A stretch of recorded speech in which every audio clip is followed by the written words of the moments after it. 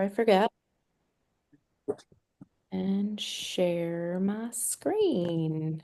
Hope everybody had a wonderful Thanksgiving here and gone, and now the mad rush. The mad rush. Okay, hopefully you can see my screen.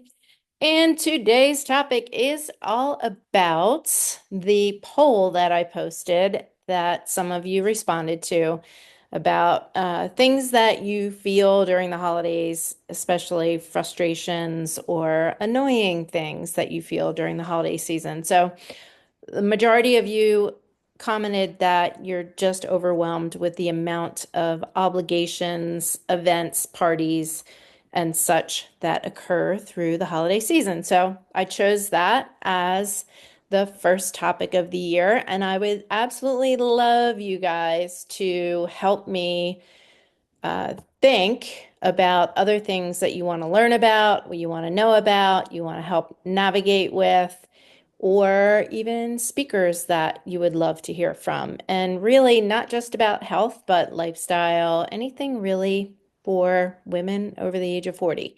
So if you have any ideas, please either direct message me, send me a text message, post in the comments below this video, however you would like to get those across. I would love to know things that you are interested in learning or knowing more about. And that way I can help more people in the group. So, tonight, however, what we are going to cover is why does the overwhelm happen during the holidays and how does it affect your health?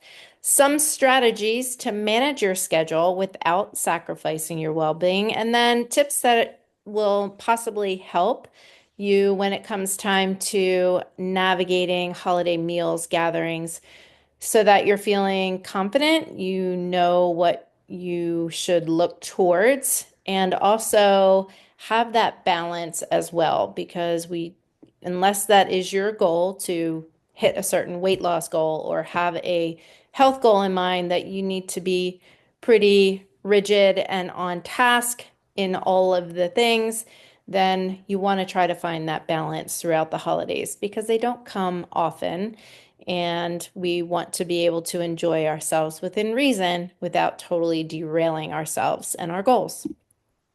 So, what is the source? What are some of the sources of holiday overwhelm? And of course, that was really, I think, what most people were referring to was having that overscheduled calendar.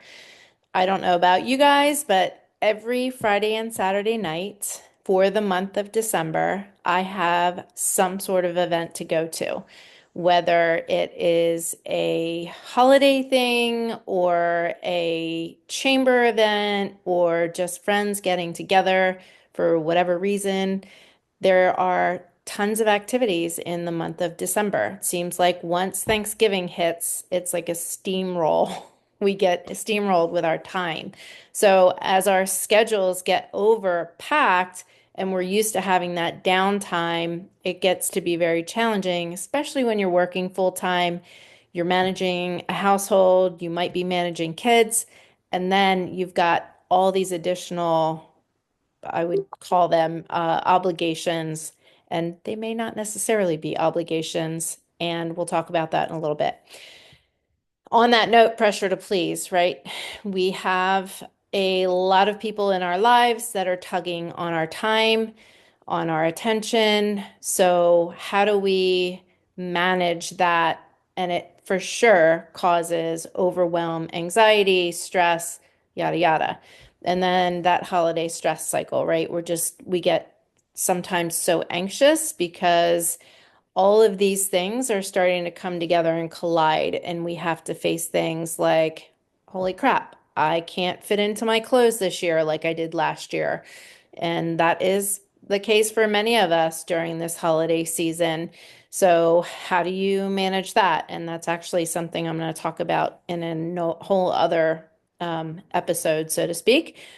But also, when you sit down to the table, what is it that you should be looking to eat? How are you going to approach, for many people, drinking alcohol during this time. I remember I used to really like to have wine, and when your kids are little and they're going to school and you're working, the last thing you want to do is wake up hungover. Well, during the holidays, a lot of times the kids are off school, they're sleeping in, there's not as many obligations. So you might be having wine at all these different social events that you're not used to. And by the time New Year's Eve rolls around, you're just like, ick. You get the ick from the alcohol. And sometimes even the cookies, the cakes, the pies, all of the excess amounts of food. So for sure, that is all part of the overwhelm, all part of the stress. How does it all impact your health? Your cortisol can increase, and that can be for lots of reasons, but we tend to not focus on our sleep as we should during this time when we have all these things going on that are extra. There may not be time even for you to get in that Saturday or Sunday afternoon nap if that's something that you do because you're just constantly going, going, going. There's so much to do.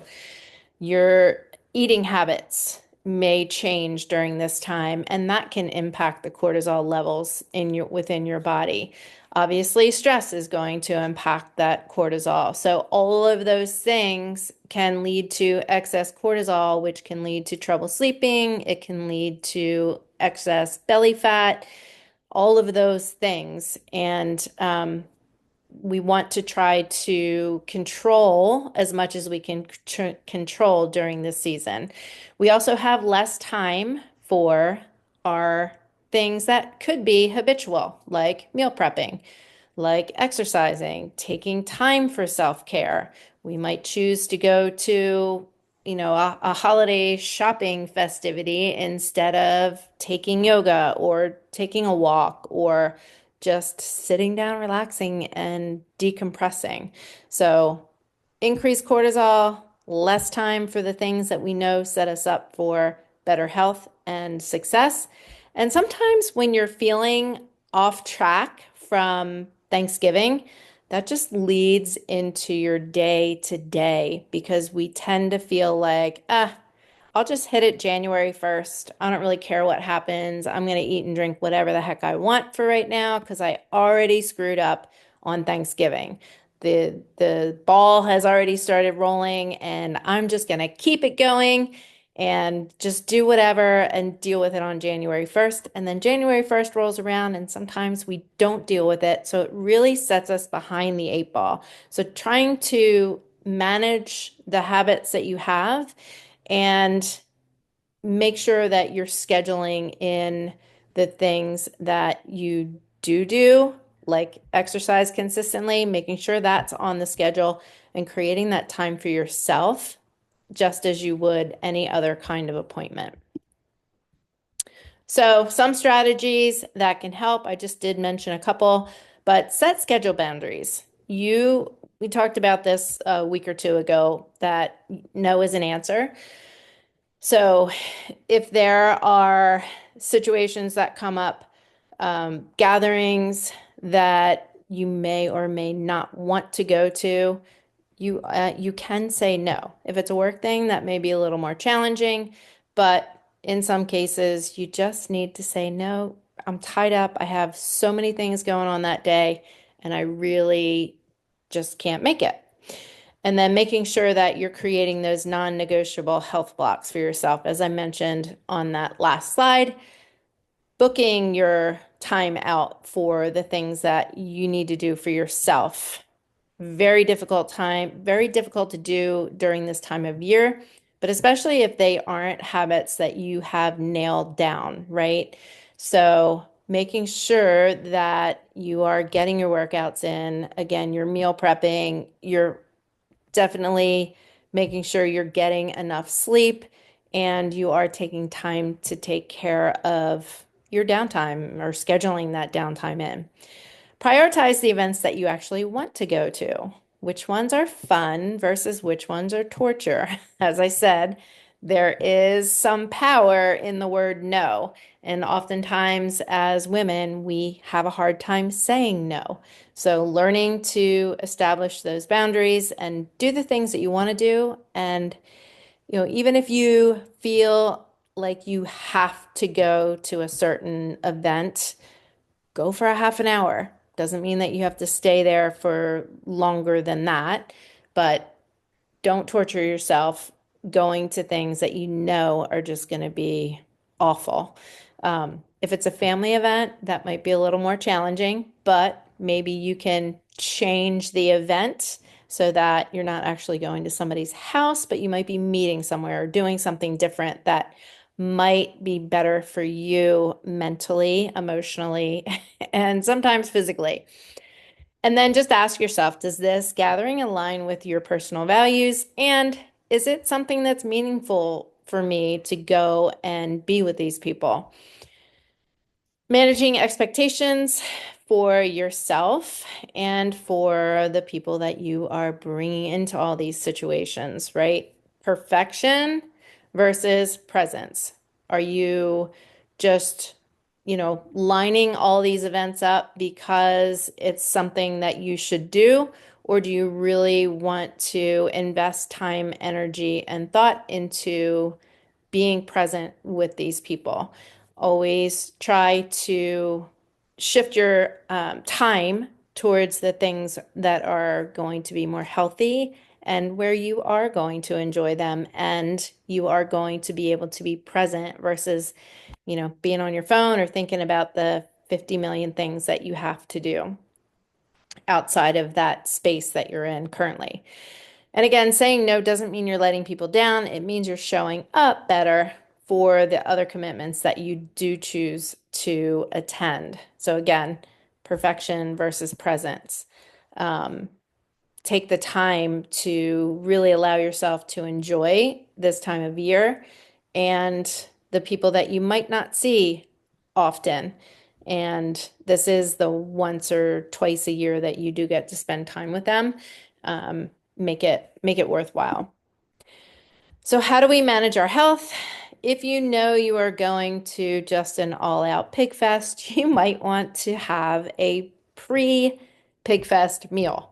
So, all of that is under your control, and you're not going to go to the party hungry. You never want to go to a party hungry. Definitely make sure you protein load earlier in the day. And as I said, even having the meal before you go to the outing is something that you can do. And then when you get there, maybe you're just hanging out and you have a little bit of an appetizer or, you're just carrying your drink around. Survey the table before serving yourself. So, eyes on the protein as best you can. Watch out for the creamy based kinds of things. If something looks soggy and like it's full of oil and fat, it probably is. Um, so just think about the things that you're seeing on the table. Load up on your protein, definitely hit the vegetables, the salads, and then practice that 80-20 or 90-10 rule. Depends on really where you are on your goals. Make sure that you are able to enjoy some things, but have the majority of your plate, your drinks, whatever it might be, really aligning with your health and the goals that you have for yourself. Alternating the boozy drinks with water is always a good idea, or even cutting the boozy drinks with soda water. You could make a wine spritzer. Watch out for the sugary type of drinks, your margaritas, depends on how they're made, and who's making them. You certainly can um, downsize the calories on a lot of cocktails, but you got to know who's making them if you don't have control. So you're better off doing like a vodka soda, a tequila soda, throw a splash of cranberry, use a lime, lemon, whatever you like, and alternate that with just regular old water. And then earlier in the day, make sure that you are drinking plenty of water. Water is also going to help you stay more full, and you're going to be more hydrated going into the event. If you do choose to have a boozy drink, you may not feel the effects as much. Something I learned this past year with regard to alcohol. I had gone wine tasting with some girls from my networking group. And, you're doing these little sips of wine, but these little sips of wine add up over time. I like to split my wine tastings instead of having a full one because then you get to taste more wine and it just lets you continue on more throughout the day. But there is something called activated charcoal that if you do feel like you've started to have a little too much alcohol, if you take some activated charcoal, it will actually absorb the poison from the alcohol within your stomach and you won't feel like you're getting out of control with your drinking. So just remember activated charcoal. You can get it at health food stores. I think when I had gotten mine, it was either at Whole Foods or there's a place out here called Mother's that has those types of supplements. So look for that. Make sure that you are working out to manage your stress. Working out, walking, all those things, great to help manage the stress. And then if you're with your family and friends and they are couch potatoes, maybe you get them to go for a walk. Or you know what I just saw came back around is the Wii. Remember the Wii bowling? And Wii tennis. That was such a great family holiday type of activity because it got everybody up off the couch. You're having fun, you're moving. I loved it. As a matter of fact, I wish I still had it. But I do think that it's coming back around. So keep your eyes peeled for the Wii. And don't forget your mind matters. Make sure, as I mentioned earlier, you are booking some downtime on your calendar because that is important. You're going to get exhausted and potentially burned out and just not feel good if you're not building in that downtime, especially if you're used to having downtime. Friday nights, I don't like to go anywhere, do anything. I just like to kick back with my dog, turn some mindless TV on just to chill. And then Saturday morning, I'm usually getting up and going for that ride. So making sure that not all of those routines are gone by the wayside is really important. Obviously, you want to continue practicing gratitude. I love starting my morning with daily devotionals. Just starting that day in a positive mindset is huge and can help with stress management and carry you through those holidays. And then when you are in those times, if you guys had seen Tasha when she came on, using that box breathing, using tapping, again, starting your day with meditation, I think all of those things are really important in helping you control your mental health and at least add to more positivity with your mental health. End the season strong. Remember, we are focusing on progress, not perfection. That 80-20, 90-10 rule, whatever that looks like for you. And again, unless that doesn't match up with your goals, then that's your choice. But know that you always have the ability to focus on just your calories and doing the best you can with protein and making sure you're getting vegetables and nutrient dense foods in. And then think about your goal setting for the new year. I am not a huge fan of New Year's resolutions because usually they're things like, I want to lose 20 pounds in 2025, but there's no actionable steps behind it. So think about towards the end of the year, what are some of your goals for the new year? And it could be you're looking at your finances, your health, your weight, your work, your spirituality, whatever that looks like in that the circle or the wheel of things that we typically set goals for. Start thinking about that in December, but not just thinking about it, putting pen to paper, and then what are 1 to 5 things that you're planning to do in each of those areas. And when it comes to your health, I like to talk to clients about the triangle of awareness. And I probably mentioned this before, but when it comes to goal setting with that regard to your health, your weight, how you want to look and feel. You've got aesthetics, you've got performance, and then you've got longevity. And you can't be 100% in each corner of that triangle. So when you're setting your goals, think about what's the most important to you, and then you want to align your action items towards what's the most important to you.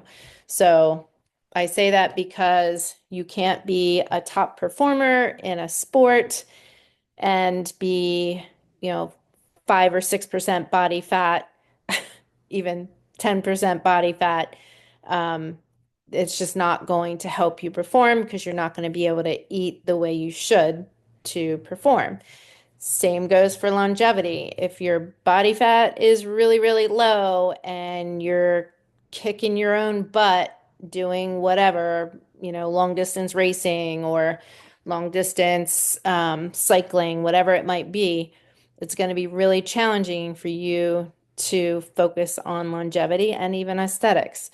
And then when it comes to aesthetics, you can't expect yourself to be really low body fat and be able to perform 100-mile bike rides and live to, you know, age 100, because it's just not sustainable. So think about where you are on that triangle of awareness when it comes to your goal setting and your health.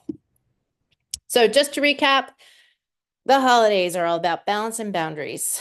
Think about what matters most.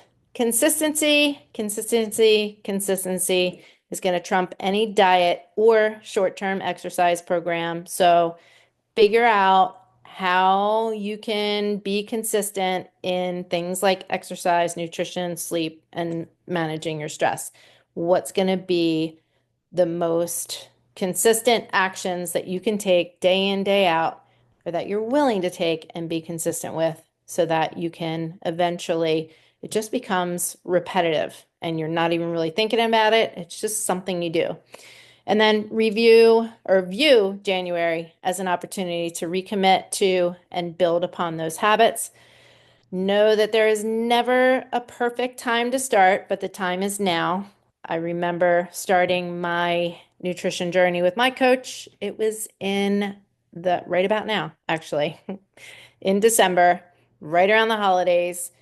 And I knew that I wanted to enjoy myself, but it was still nice having that coach in my back pocket that was helping me try to navigate those holidays. And I was learning how to track my food and how to prepare food and all of those things. So even though I couldn't get myself fully dialed in December, it was a great time to start because it allowed me to start building some habits and some practices and educating myself. So there isn't ever going to be a perfect time to start on that journey. It really is whenever you feel like your head's in the game and you know you have that goal, and you also know there's just no way that you can do it by yourself.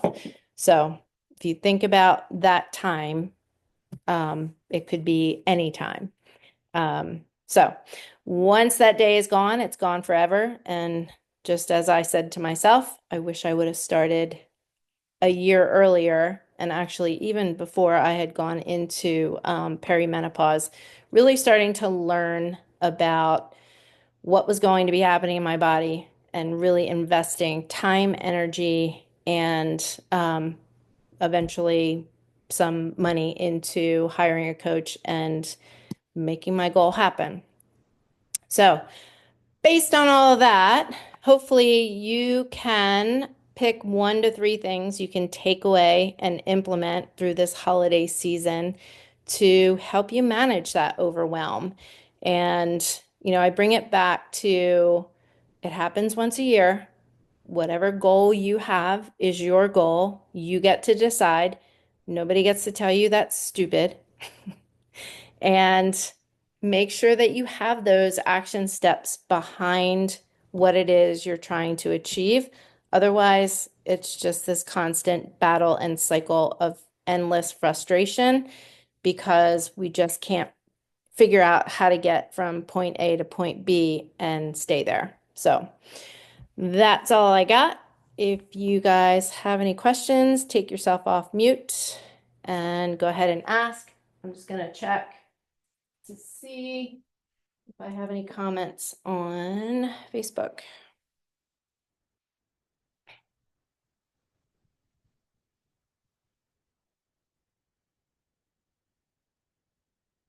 My first event starts tonight. All right, I'm not seeing any comments. So if you guys are watching this on the replay, make sure that you hashtag replay in the comments so that I know you are watching it after the fact. And let me know if you do have any questions. You can certainly post them in the comments below the video. And I will be uploading this one to YouTube, and I will make sure if anybody needs it that I send it off to you. So if you missed it and you can't find it for some reason, just reach out to me and I will send you the YouTube. So happy December 3rd. Today is my son's 25th birthday. That's my baby. That's scary. He said to me today, Mom,